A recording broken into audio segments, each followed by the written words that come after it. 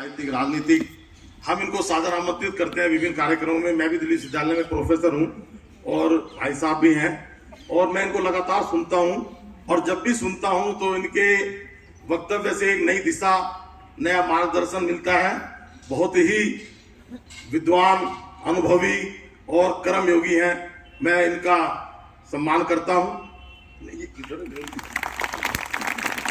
आज के कार्यक्रम के महानायक मदन लाल आजाद जी, जो इस संस्था के संयोजक हैं, जो कि जमीनी स्तर की समस्याओं को उठाते हैं और आम जन, दलित, शोषित, पिछड़ा या कहें कि जो हाशिए पर खड़ा हुआ व्यक्ति है, उसकी ऐसे विषय को लेकर के आते हैं और उस विषय पर इतना बड़ा एक आंदोलन ला करके उनको जो मैक्सिमम लाभ हो सकता है, सरकार कोई भी रही हो, लेकिन लाभ जो हो सकता है ऐसे आप जैसे लोगों को लाभ दिलाते हैं। ऐसे हमारे मदन लाल आजाद जी। हमारे बीच में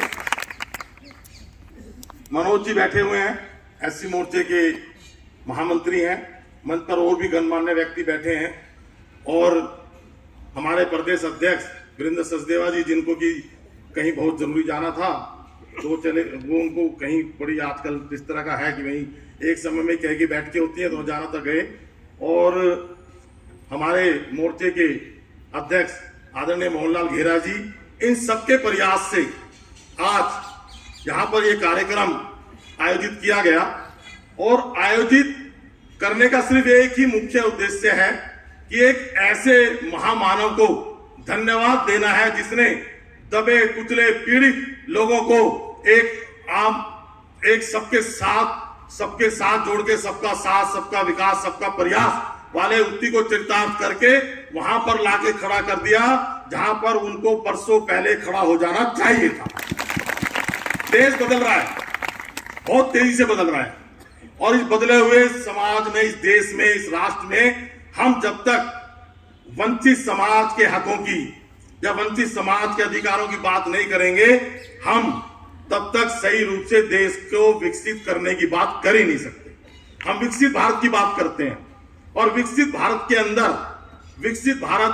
अंदर जब तक मेरा मजदूर, किसान, मेरा श्रमिक वर्ग या मेरा कामकाजी वर्ग, वो जब तक इन लोगों की समस्याओं को ना सुना जाए, ना समझा जाए और उन पर काम ना किया जाए, तब तक राष्ट्र हमारा उन्नति नहीं करता। और आज वर्तमान में हमारे परम आदरणीय मोदी जी इन सब चीजों पर बड़ी बारीकी से ध्यान दे रहे हैं और काम भी कर रहे हैं। रोज नई योजनाएं आप जैसे लोगों के लिए आ रही हैं। जब वो एक तरफ से लाभ कराना चाह रहे हैं तो ऐसे जो ये तरह तरह की संस्थाएं, कोऑपरेटिव सोसाइटी बना करके पैसा अगर हड़पना चाहते हैं तो इनको कैसे छोड़ देंगे? तो कोई ना कोई रास्ता निकाल करके कैसा एक्ट लाया गया जिससे कि आपका जो पैसा जमा हुआ है, दबा हुआ है, कहीं पर कोई हड़प गया है, क्योंकि मध्यम वर्ग या श्रमिक वर्ग भी पैसे को सोच समझ के लगाता है।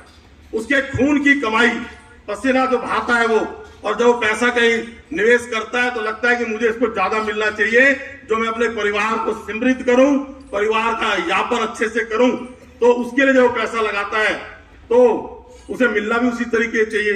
लेकिन कुछ ठगोरे, लेकिन अब इस देश में ठगोरों की खैर नहीं है।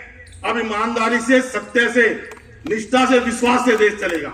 अगर कोई चाहता है कि मैं पैसा हड़प लूंगा या मैं झूठ बोल के शासन कर लूंगा या कोई भी गलत तरह की गलतफहमी फैला के, जैसे कि तमाम तरह की गलतफहमियां फैलाई जाती है समय समय पे, अब वो चलने वाले नहीं है।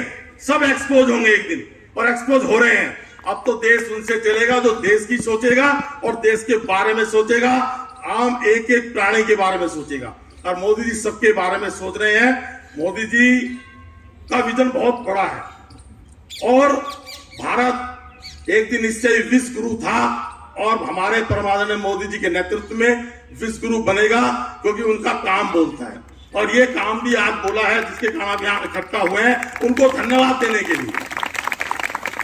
तो इतना ही मुझे कहना है कि आप विश्वास रखिए, जैसे कि ये एक्ट आकर के आपकी पैसे की वापसी होनी है, वैसे हर जगह हर तरीके से आप जैसे लोगों की सुनवाई होनी है और तभी देश आगे तो जा ही रहा है और भी जाएगा।